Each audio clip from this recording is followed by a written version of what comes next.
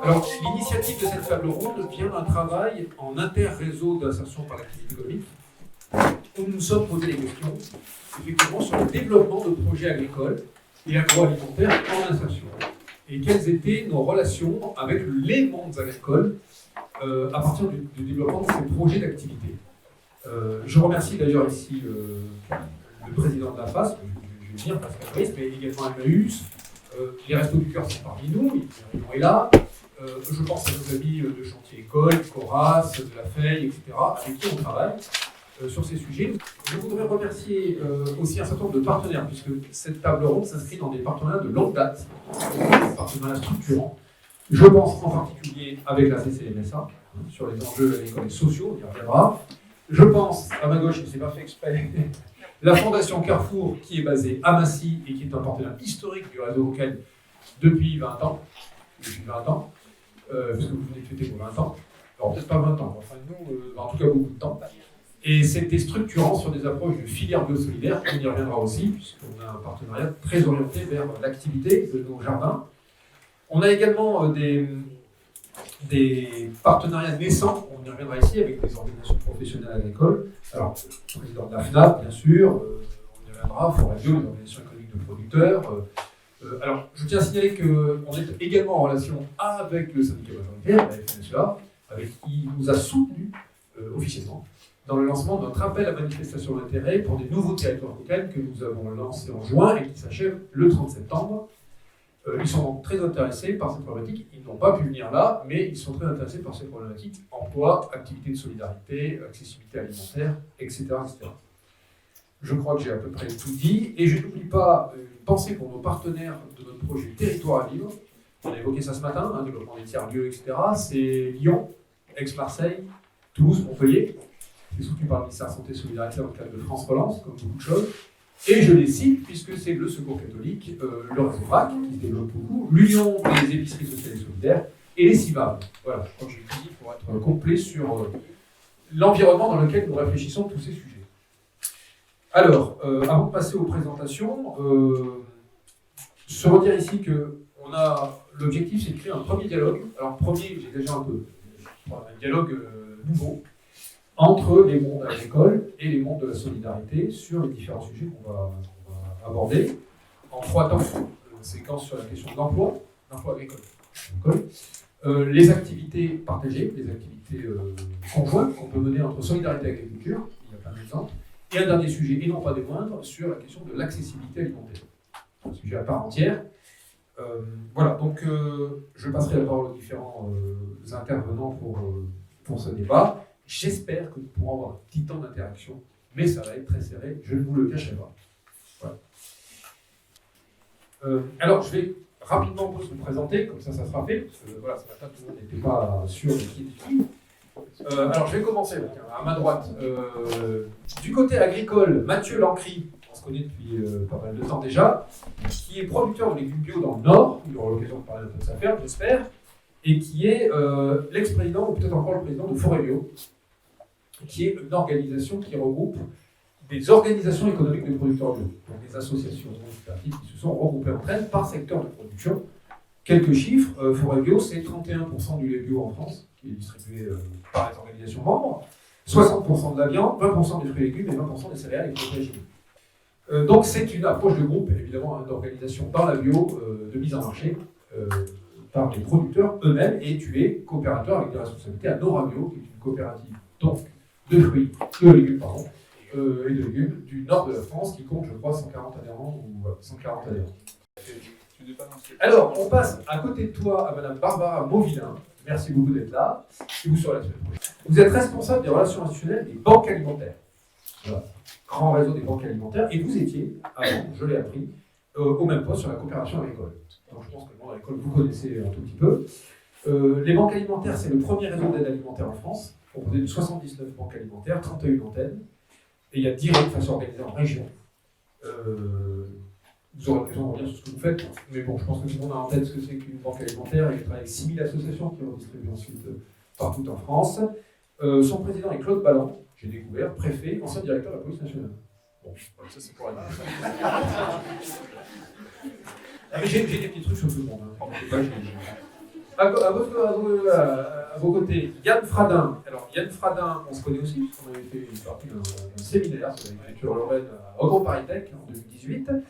Tu es cofondateur de l'association Espace en 1994, si je ne m'abuse, que tu viens de quitter récemment, qui est un acteur incontournable de l'insertion professionnelle en Ile-de-France, hein, sur la question pionnière de l'écologie urbaine. Donc, il y a une vraie expérience, spécificité de ton métier, et tu as été élu le 24 septembre 2020 vice-président d'Emmaüs France pour la branche économie solidaire et insertion, dont fait partie ton ancienne association, et qui a pour objectif notamment la transition alimentaire et sociale.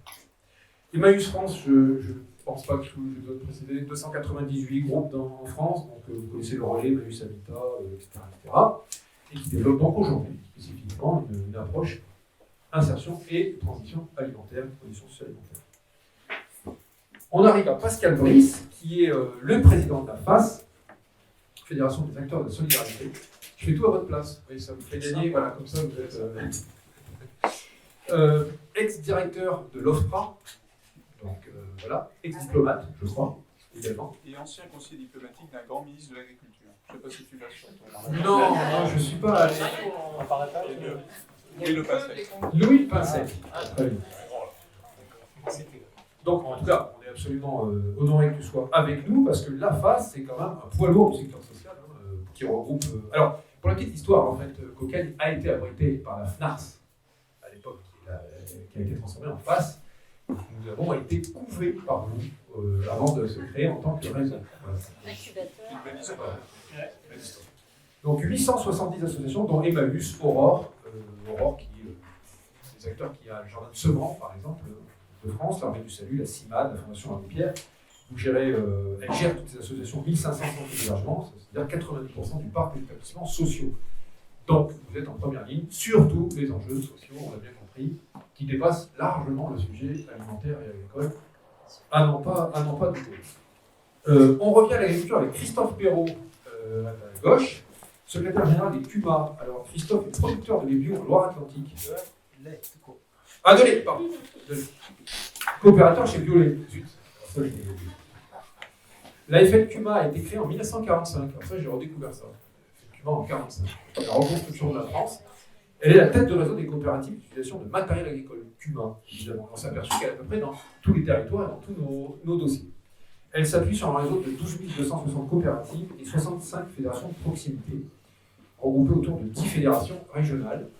Et elle promeut aujourd'hui des sujets autour de l'agriculture résiliente ou de l'accessibilité alimentaire. On y reviendra avec Catalyseur, notamment le projet que vous menez. À ma droite, Isabelle Ouedrado. Alors, vous êtes notre partenaire historique, ça c'est certes, administratrice de la CCNSA, mais du collège des salariés. Voilà. Donc, vous êtes dans le monde agricole, mais du côté des salariés. Petite nuance, importante tout de même. Présidente en alternance, si j'ai bien compris, du comité d'action sociale de la CCMSA, et vous êtes élu local d'Indre-et-Loire. La MSA, tout le monde a en tête, 35S, 16 000 salariés pour 5,5 millions de bénéficiaires. Donc évidemment un acteur incontournable de la sécurité sociale, de la protection sociale et du développement social des territoires. À ma gauche, je n'ai pas besoin de sa fiche, mais je la prends quand même. Marie-Astrid Raoult, qui est directrice de la Fondation Carrefour, notre partenaire historique qui habite juste à côté. Et vous venez de fêter vos 20 ans avec toujours 3 piliers dans lesquels nous nous retrouvons: l'agriculture durable et solidaire, la lutte anti-gaspillage et l'engagement sociétal. Vous représentez, ça c'est intéressant, la Fédération du commerce et de la distribution au comité de coordination de lutte contre la précarité alimentaire qui est actuellement coordonné au niveau du gouvernement pour cette réforme sur l'aide alimentaire. Et la FCD regroupe pas que Carrefour, mais d'autres enseignes de la grande distribution, bien entendu. Voilà, c'est fait. Donc, certainement, vous représentez l'employeur le plus important autour de cette table. 321 000 collaborateurs dans le monde. Bon, voilà.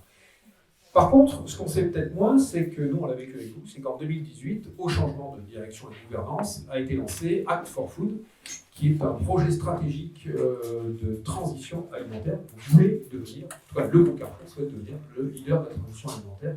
Vous aurez l'occasion peut-être de vous dire dans quel contexte. Et nous, on a collaboré avec vous, en tout cas, pour essayer de le concrétiser un petit peu sur l'insertion. Philippe Camburé, céréalier bio dans le Lyon. Voilà, personne n'est parfait. Petite blague. Non, mais il existe des céréaliers bio, évidemment, ça vous en doutez. D'ailleurs, on en a sur le plateau de Saclay, c'est très important. Tu es coopérateur à la COSEBI. Alors, est-ce que la COSEBI est à... Oui, la COSEBI est à Forêt-Bio, donc je ne t'ai pas trompé. Et tu es nouvellement président de la FNAD, qui est la Fédération nationale de l'agriculture biologique, qui regroupe effectivement des groupements locaux et régionaux des productrices et producteurs bio en France, le syndicat créé en 1978.